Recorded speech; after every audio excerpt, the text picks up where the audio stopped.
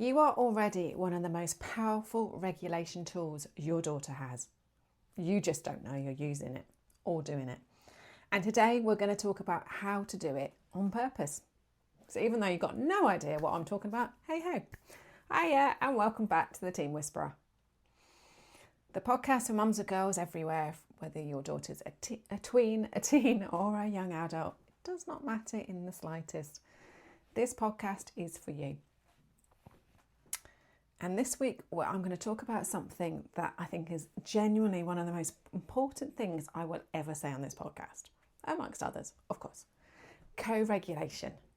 Now, before your eyes glaze over at the slightly clinical sounding word, stick with me, because what I'm actually talking about is this. Your nervous system talks to hers all the time, 24/7, without either of you saying a single word. And when you understand how that works and how to use it intentionally, it's an absolute game changer. This is not about being perfect. In fact, I don't believe in perfectionism. This is not about being endlessly calm in a way that no actual human being can actually do.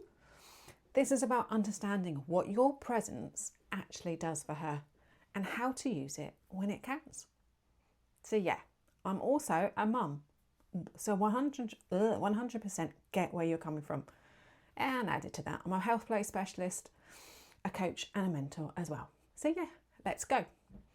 So right, you know that thing when you walk into a room and you can just feel it, when you feel like you cut the atmosphere with a knife, that atmosphere, the tension, you haven't said anything, she hasn't said anything, but something shifts the moment you're in the same space. Sometimes it's good. She visibly settles a bit, relaxes, comes back into herself. And sometimes, honestly, your stress walks in before you do and she picks it up immediately. And suddenly everyone's on edge and you're not entirely sure how the dickens it escalated so friggin' fast. This is what I'm talking about today. This is co-regulation, or the absence of it. And it's happening in your house every single day, whether you're aware of it or not. The question is, how do we make it work for us instead of against us? Well, do you know what? I'm so glad you asked. Yes, I know you didn't. But hey, I've got to pretend I'm talking to myself. So let's talk about what co-regulation actually is, because it's simpler than it sounds and it's also kind of a miraculous ding when you understand it. It's like waving that magic wand. Woohoo! Human beings, well, all of us really, are wired to regulate their nervous system through connection with other nervous systems. We're not designed to regulate alone. We never were. From the moment a baby is born, their entire nervous system is looking outward to a caregiver, to a mum, a dad, foster parent, whoever you are, to a warm body, to a heartbeat they recognise, to learn whether the world is safe. That's not neediness. That is biology. Simple fact. That's exactly how we were designed. And it doesn't stop when they become teenagers. I know it can feel like it does when she's in a room with the door shut and the last thing she seems to want is you anywhere near her. But actually, underneath all of that, her nervous system is still doing exactly what it did when she was small. Still scanning, still asking, is there a safe person nearby? Is it okay? Can I come back? Can I calm? And your nervous system is the answer.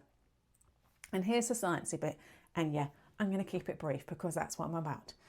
There's something called heart rate variability, which is basically the measure of how flexible and regulated your nervous system is. It's your heart rate, state the obvious. And research shows that when two people are in close proximity, like when you're having a hug, when she's going through a hard time, their heart rate variability actually starts to synchronise. So your heart rate will synchronise her heart rate, even if she's in that moment of overwhelm and stress and I can't deal with it. Her body literally starts to follow the rhythm of yours, not through words, through presence. Which means, and this is the bit I really want you to sit with, when you're regulated, her nervous system has something safe to sync to.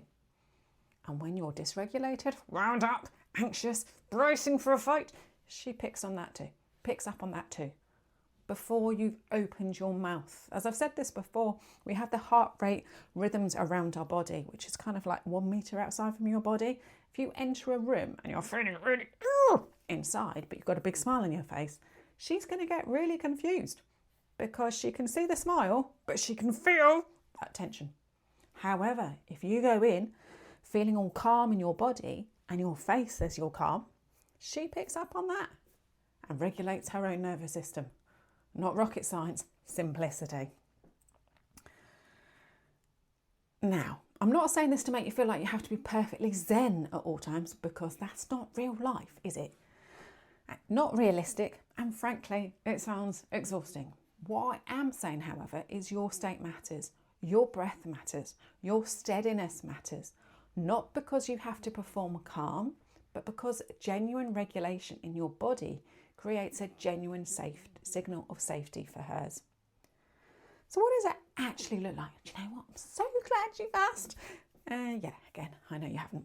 It looks like breath, specifically breathing slowly and deeply before you get into a difficult conversation or a difficult room. Not a big dramatic thing, sitting cross-legged, fingers together. No. Anyway, just 3 slow breaths all the way down to the bottom of your lungs. If you breathe at the tops of your lungs, so you breathe that shallow breathing, you feel like you're having a panic attack, that's where you're breathing from, the top of your lungs. But slow, deep breathing activates the parasympathetic nervous system, which is the calming and the rest and the settle response, which is what we need, and it does it fast. Then the heart rate drops. Your shoulders come down from being used as earrings. Your voice changes. It goes from and that matters way more than you think, because she hears the regulation in your voice before she hears your words. It looks like presence, not talking, not fixing, not coming in with a plan and a list of suggestions, which, yep, we all go down that route, and I did it again recently. Just being in the room, near her, available, a warm, steady body nearby that her nervous system can work towards. Sometimes that's sitting on the edge of her bed saying nothing. Sometimes it's been in the kitchen when she comes downstairs. Sometimes it's just existing in the same space without an agenda. It's not doing nothing, as we're told time and time again. In fact, I had a conversation with my sister-in-law yesterday when she said she spent the day doing nothing, and then she said, it's not what I needed to do, or something to that effect. And I just went, it is. Your body needed to rest. Your body needed that regulation. Your body needed that time out, and that's okay.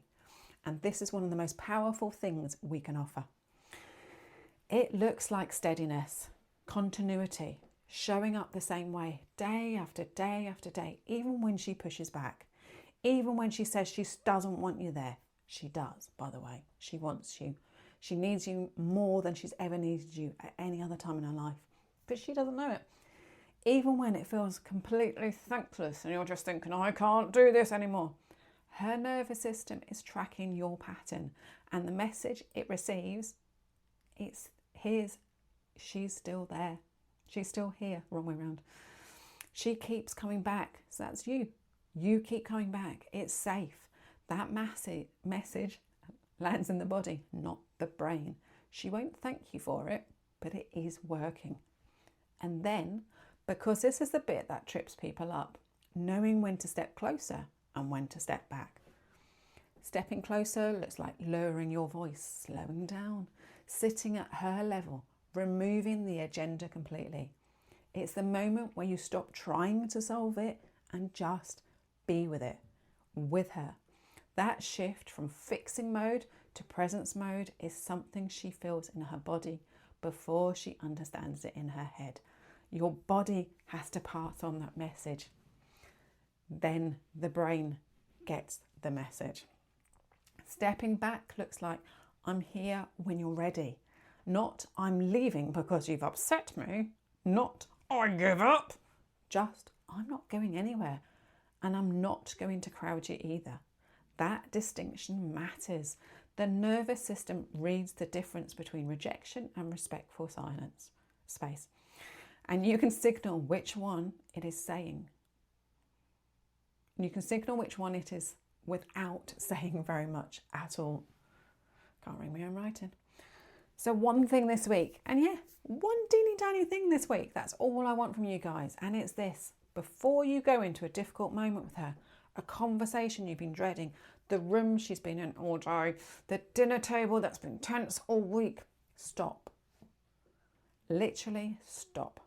Take 3 slow breaths all the way down into your belly. So as I've talked about before, one hand on your belly, one hand on your chest, and breathe in and feel your hands rise as you breathe in through your nose, and then breathe out through your mouth. And feel your hands lower as you squeeze that air out of your lungs, and then breathe in and breathe out. And guess what? Breathe in and breathe out through your mouth. That's it. If you're sitting down, great, feel your feet on the floor. If you're standing, obviously, feel your feet on the floor. Otherwise, you'd be wherever the word is. Anyway, drop your shoulders and then go in when you're regulated, when you're relaxed. Not because you have to be perfect, not because one breath fixes everything, but because you're walking in as a regulated nervous system, and her body will notice, even if she doesn't. You are her anchor through and through. You always have been, and now you know how to use it. So if this one resonated today, please hit subscribe and share it with a mum who needs it. This stuff deserves to reach way more mums than it's not right now. And if you're listening to this thinking, I want to understand more, I want to actually learn how to use this in my house, with my daughter, in the real messy moments, that's exactly what a connection call is for. It's just a conversation, me and you. We look at what's going on in your house, what your daughter is going through, what you've already tried, and actually where my programs can help. No pressure, no pitch, just clarity.